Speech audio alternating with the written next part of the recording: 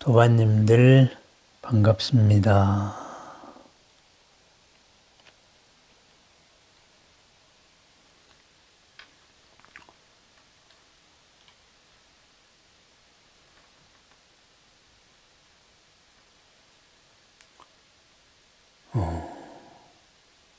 우리가 참회를 할 때 제 업장, 모든 업의 장애를 참회합니다.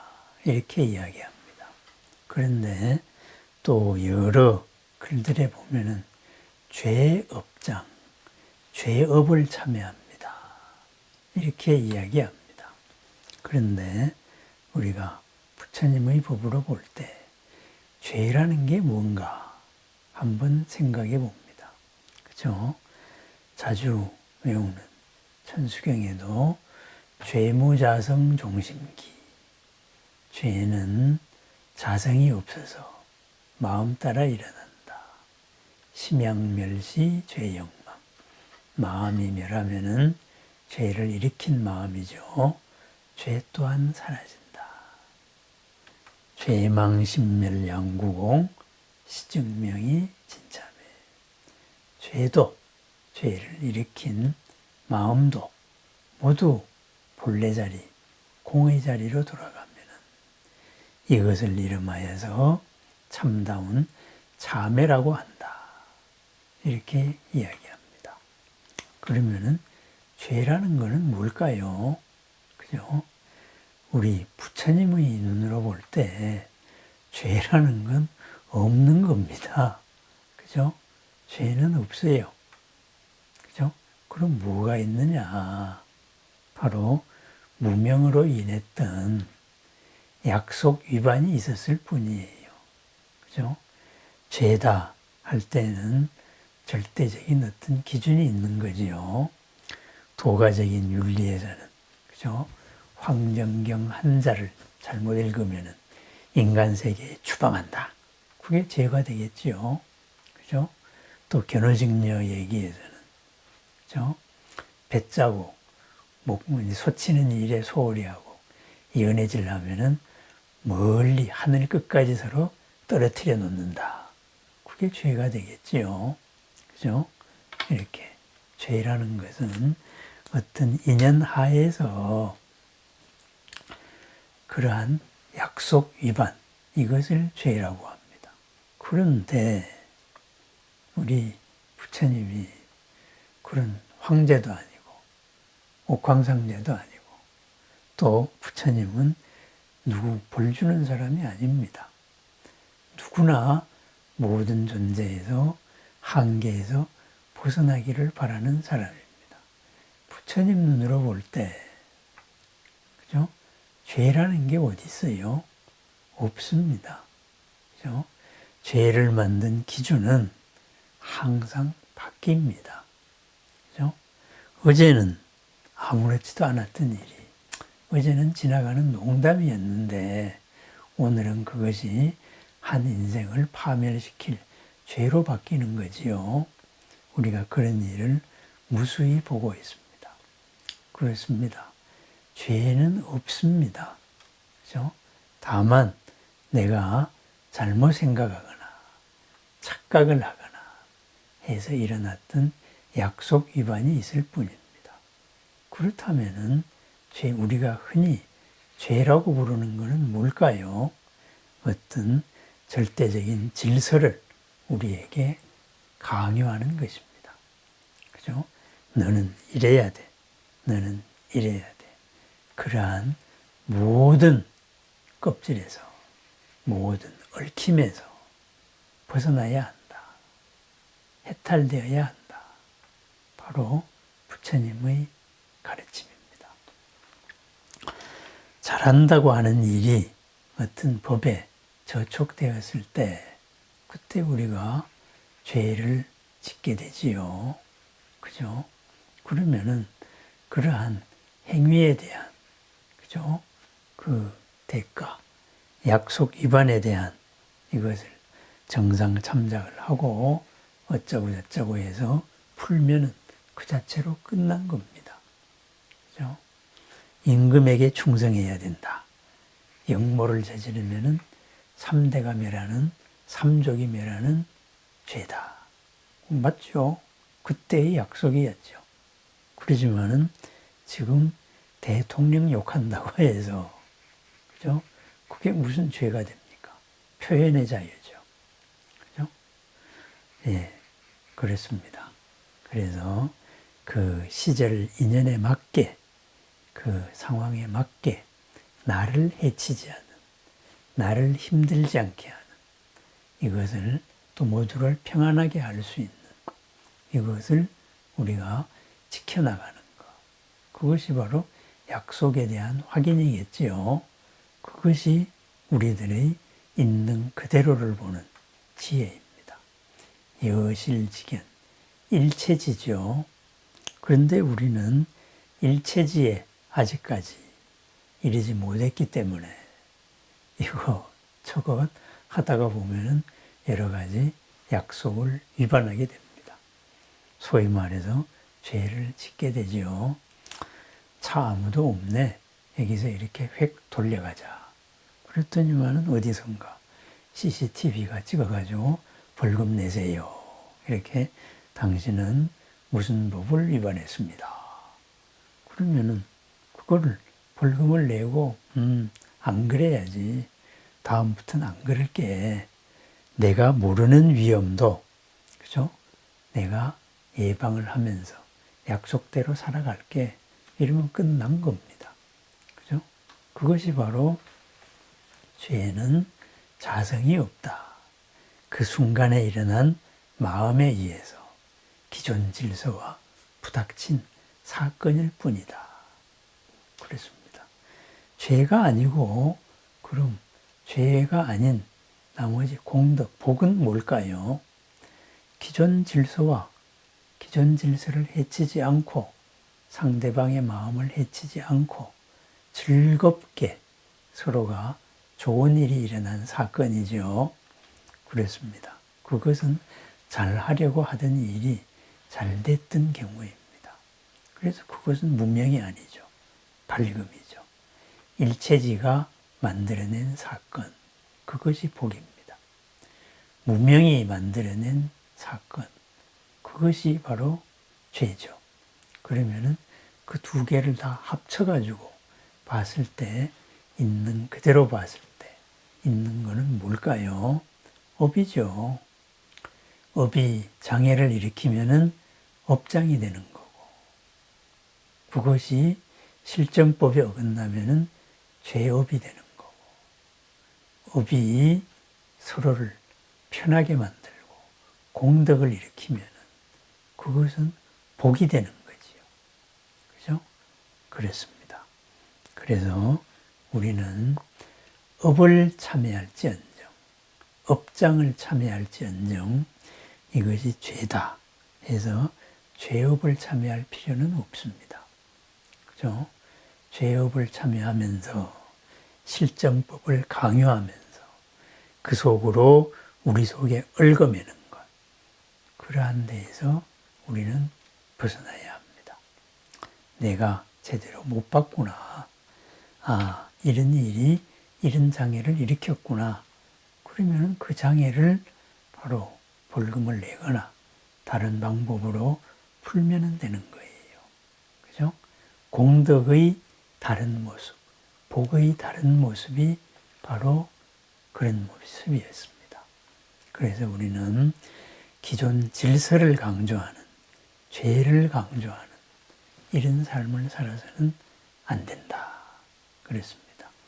왜 이런 마음이 필요할까요? 내 스스로에도 그렇지만 나와 마주하는 사람에게도 저 사람은 뭐다, 뭐 전과 몇 범이다, 뭐 이런 식으로 우리가 기존 질서로서 바로 규정을 하는 경우가 많이 있어요.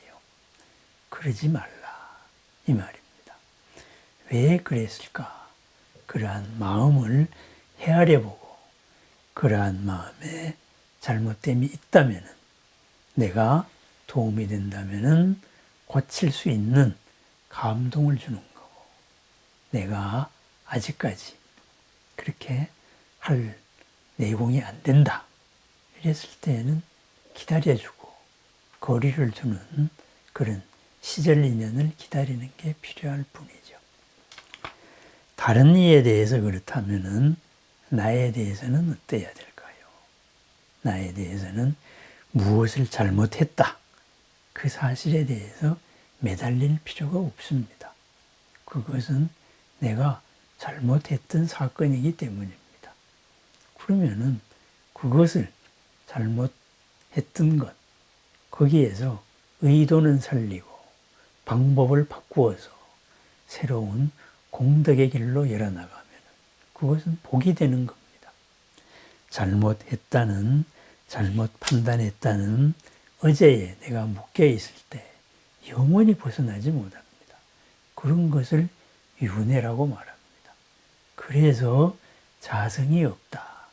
일으킨 마음 따라서 했을 뿐이다. 그래서 그러한 것을 일으켰던 그 마음을 바꾼다면, 돌린다면, 있는 그대로를 보고 새로움을 드러낸다면 바로 그러한 죄라는 의식도 질서에 대한 거죠. 그리고 어떤 약속에 대한 거죠. 그리고 그것을 일으켰던 뭔가 지름길을 가려던 것, 모르고 했던 것, 이런 것들을 모두 살피면 다시는 그런 일이 없다. 그것을 참회라고 한다. 그렇습니다. 참회, 바로 우리들의 무명에 대한 참회입니다. 아, 내가 이런 면을 소홀히 했구나. 그것에 대한 부끄러움입니다. 누구에게 마음의 상처를 줬다. 잘못한 거지요. 그죠? 내 의도와는 다르게 상처를 줬다. 참회합니다. 그러면은 다음번에 만났을 때에는 바로 그 사람을 칭찬해 주는 거죠. 같이 기뻐해 주는 거죠. 어떤 자리에서 이런 말을 한 적이 있어요. 그죠? 누가 그 자리의 어떤 분이 좋은 일이 있어가지고 참 칭찬을 많이 해줬습니다. 그랬더니만은 아니 그 뭐 칭찬을 넘어서 아첨을 하는 거 아닙니까? 이런 말을 해요. 그래서 우리 불교가 부처님의 가르침이 원래 아첨하는 거예요. 그랬습니다.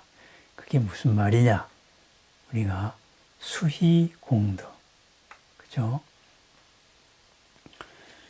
부처님을 예경하고, 그 다음에 부처님을 공양하고, 그 다음에 참회하고, 나의 모든 업무를 참회했을 때, 그 다음에 나오는 것이 수희공덕입니다. 더불어 기뻐합니다. 저 사람의 훌륭한 면을 더불어 기뻐합니다. 왜? 벽이 없어졌기 때문입니다. 남의 일을 내일같이 좋아하는 수희공덕, 그것을 삐딱한 눈으로 보면은, 그죠? 아첨이 되겠지요. 그래서 수희공덕이 진짜 자기 일같이 기뻐해 주는 거예요. 그걸 아첨으로 보는 사람은 뭔가의 다른 기준을 갖고 있는 거예요. 이렇게 이야기했습니다. 어쩌면은 우리 불교는 모든 사람에게, 인연 있는 모두에게 하나 되어서 내 일로서 기뻐하는, 아첨으로 보일 수 있는 그런 가르침일 수도 있습니다. 그런데 수희공덕에 이르기 위해서는 그 전 단계가 있었지요. 바로 보현보살 10대 원에 해당되는 그 절차입니다. 부처님을 예경하고 나를 부처님으로 보고 상대를 부처님으로 보고, 그죠? 광수 공양하고 널리 서로를 위하고 나를 아끼고, 그죠? 그 다음에 잘못되어 왔던 것, 그것을 그렇구나 참회를 합니다. 그죠? 약속 위반했던 것도 참회하고, 약속을 모르고 위반했던 것도 참회하고, 너와 나의 성을 쌓고 서로가 서로를 위하는 사이인데 그것을 도토리 기재기로 생각했던 마음도 참여하고 그러다가 보면은 마침내 수희 공덕에 도달하게 됩니다. 서로가 함께 서로의 마음을, 서로의 성취를 기뻐하고 즐거워하게 됩니다. 그것이 참회를 통하여 일어납니다. 같은 말씀을 이렇게 많이 반복했습니다. 업이 있습니다. 그 업이 이렇게도 일어나고 저렇게도 일어납니다. 일체지에 이르지 못한 우리는 여러 가지 예기치 못한 실수를 하게 됩니다. 그 실수를 참여하면 됩니다. 그것을 무슨 죄다 이렇게 해서 절대적인 기준으로서 나를 누르거나 얽매거나 상대방을 낙인 찍어서는 안 된다. 바로 그 말씀, 부처님의 말씀입니다. 절대적인 신의 말씀을 거역하거나 절대적인 그런 존재의 그죠? 질서의 정점에 있는 말을 거역하면 그럼 죄를 받는다. 그것은 부처님의 가르침이 아니지요. 그죠? 황정경 한자를 잘못 읽으면 인간 세상에 귀양을 간다. 부처님 말씀은 한자 잘못 읽어도 절대 귀양 가지 않습니다. 잘못 읽었구나. 부처님의 자비가 거기에 항상 이르질 뿐입니다. 모든 한계를 열어서 있는 그 자리에서 고가 없기를 바라는 님, 바로 부처님이기 때문입니다. 그래서 부처님은 내가 힘들고 아픈 것도 원하지 않습니다. 그죠? 내 무릎이 부서져라 절하는 것, 그거 부처님 원하는 바가 아니다. 그런 말입니다. 내가 힘든 것 원하지 않습니다. 오직 원하는 것, 내 마음이 더 밝아져서 일체지에 이르러서 더욱 더 고 없는 삶, 막힘 없는 삶을 살기를 바랍니다. 더 따뜻하고 넉넉하게 살 수 있는 길이 있는데 왜 그렇게 더 차갑고 궁핍한 삶을 살려고 하느냐. 그러한 꾸짖음이 있을 뿐입니다. 그리고 우리를 믿고 기다려줍니다. 그래서 우리는 매일 이렇게 부처님의 마음을 확인하고 또 나를 잡아서 부처님께 공양도 올리고 그렇게 합니다. 공양을 모든 분들이 공양 올리다가 보니까 부처님이 너무 과체중되지 않을까 그런 걱정도 할 수 있겠지만은 모든 한계를 벗어난 부처님 바로 우리들의 생각 너머에 있습니다. 우리들은 우리들의 모든 공양을 올리면 되겠지요. 그죠? 나에게 향한 공양입니다. 죄는 없습니다. 거기에 우리가 얽매일 필요 없습니다. 그 일으켰던 그것을 참여하고 새로움으로 살면 됩니다. 새로움으로 새롭게 살아가면서 있는 공덕을 한없이 드러내고 한없이 키워나가고 또 있는 공덕을 더욱더 새롭게 만들어 나가는 일. 무량복의 삶이 우리들의 삶입니다. 오늘 하루도 부처님과 더불어 보살님과 더불어 한 길을 함께하고 있는 신중님들과 더불어 원통회상의 주인공으로서 모든 일에 걸림이 없고 막힘이 없는 원통회상의 주인공으로 살아가는 새롭고 보람 가득한 즐거운 하루를 축원합니다. 한마음 모아주신 도반님들께 거듭 감사드립니다.